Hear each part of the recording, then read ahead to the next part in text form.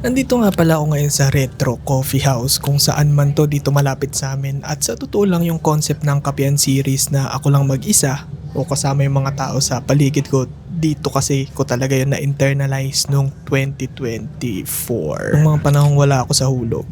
At kung tutusin, that nga ito yung unang episode kaso parang mas maganda kapag hindi ko pa gamay o wala pa akong kaalam-alam sa lasa ng kape na iinumin. Kaya mas maganda nga rin na sila yung magdedesisyon ng kapehan na pupuntahan na susunod o yung mga succeeding na episodes ng Kapihan series. Mas interesting nga naman yun kung sa alam mo na. Alam mo na kasi kung anong titimplang kape sa'yo, alam mo na yung lasa. Mas maganda pag bago pa lang.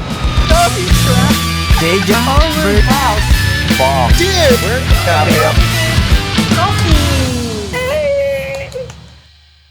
Anong masasabi nyo sa nagiging route ng Kapihan series? Ngayong nandito na tayo sa episode 3 o tapos na tayo sa episode 3. Masasabi ko ang adventurous pero sa ibang tao, kumbaga na explore namin yung personal opinion ng iba, ganun, yung personal life nila, kung paano nila tignan yung buhay, ganun.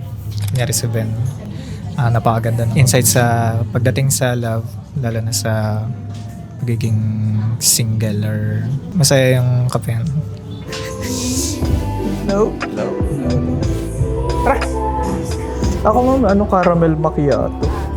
Yes po. Ang plano ko talaga dito sa Kapihan series na to ay syempre makuha ng libreng kape. Pero nakakatawa lang na nakuha ko yun, hindi nga lang libreng kape at hindi rin sa isang Kapihan episode, kung hindi sa isang Kapihan na malapit sa amin, tapos gusto ko lang din mag-review ng camera. Tapos, at least, di ba, nakuha ko namin. Pero, ang ganda nun, only ZV1. He sponsored. Pero, ang dami talaga naging challenges ng paggawa ng Kapihan series na to. Akala ko magiging sobrang dali lang niya, pero hindi ko in-expect na, nga pala, no, yung mga tao may sarili rin silang buhay at ang hirap paghanap ng schedule na magtutugma sa amin na pwede kaming lumabas at maghanap ng kapihan.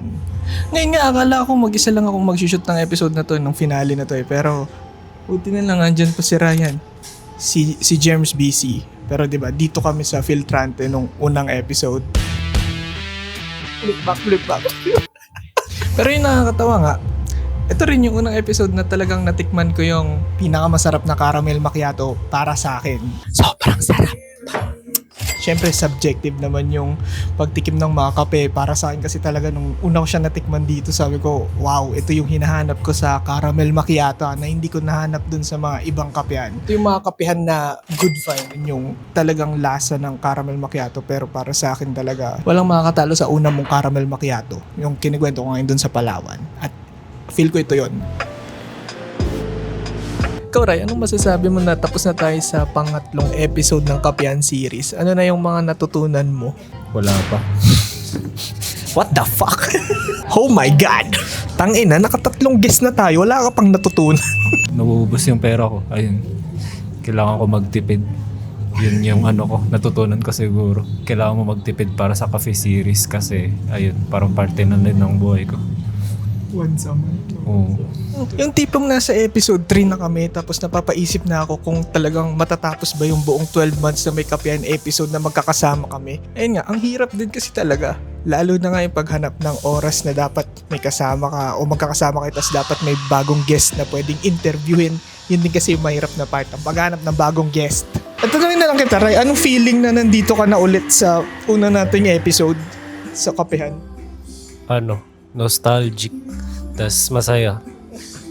May miss mo si James? Malapit na. Konti pa. Pero marami rin talagang oras na akala ko hindi na matutuloy itong Kapihan na to kasi ang hirap talaga, lalo na pag busy nga talaga lahat ng mga tao. Shoutout sa'yo, Benedict. Pogi mo. Nako, love. Nilaglag na ako, love. Kaya nga parang yung episode 3 rin na yan, gumawa na ako ng parang backlogs na kung sakaling hindi namin natapos, at least diba nakatatlong episode. Pero syempre ako naman si Tuna Fish, hindi ko hayaan yun mangyari. Yung essence naman kasi talaga ng Kapihan, diba? Pagtikim ng kape, yung company ng bawat isa at yung kwento rin ng bawat isa. Tingin nga tite. Oo. Para sa akin, at least yun, hindi ko yun hinayang mawala. I mean, nung na-develop yung episodes, yun yung parang tinreasure ko. Basta ang pinaka-goal ko ay masama lahat ng mga taong malapit sa akin dito sa series na to ngayong season. Tapos sa susunod na season naman, yung mga taong hindi ko talaga kilala. Para may thrill.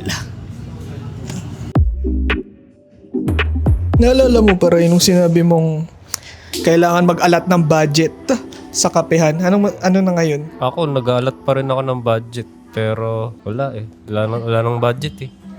Sige po. Wait lang po. Tararay. Andiyan na yung caramel macchiato. Parang yung sa work of love. Parang yung sa work of love. Yung chocolate. Oh, ano yun? Chocolate campfire. Ang cute to. Kakaiba. Tagbago yung caramel macchiato nila. Parang di naman ganito to dati ah. Tikman nga natin kung yun pa rin yung magiging lasa niya, kung paano ko siya natatandaan. Ooh! Oh. Pero nagbago itsura ng caramel macchiato nila eh. Hindi ko matanda na ganito to dati. Pero baka nagkakamali rin ako kasi halos 1 taon na yung lumipas. O diba, ito talaga yun eh. Feel ko ito talaga yung para sa akin pinakamasarap na caramel macchiato. Andun pa rin talaga yung tapang ng kape tapos yung tamis na hinahanap ko pagkatapos mong sip-sipin yung napakatapang o yung mapait na kape. Pero kung talagang para sa akin yung caramel macchiato na gusto nyo o yung feel ko yung tamang caramel macchiato kung meron mang ganun, yun yung sa Cafe Dia sa Pampanga. Tapos yung para sa akin naman yung pwede mong araw-arawin na caramel macchiato na tikman ko yung sa Work of Love. Kasi yun, balance yun eh. Yun talaga parang pang-work yun. Ewan ko kung paano ko siya dinidecipher o ina-identify sa utak ko pero mostly ganun eh. Ito yung caramel macchiato na hindi ko rin alam kung para saan yung pag-identify ko ng mga caramel macchiato eh. Basta ito, alam ko masarap para sa akin. Taste test! Taste test. Nakakamiss yung mga ganito, no?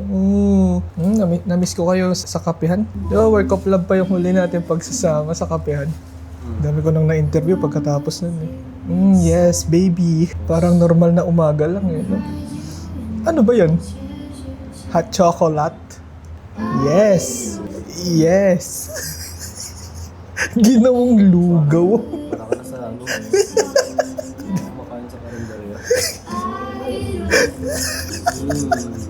So tasty. Ano mas masarap? Yung Swiss na binibili mo o yan? Siyempre siya.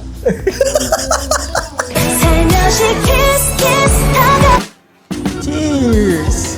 Para kay James Barb.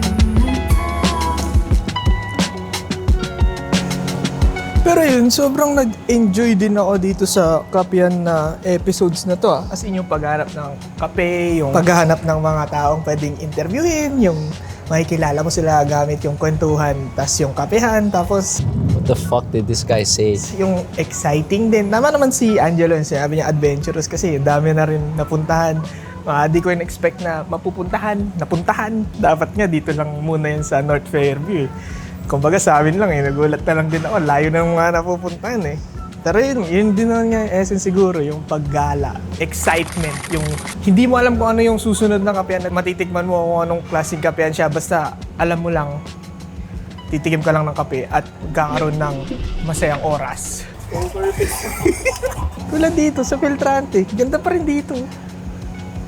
Ambient.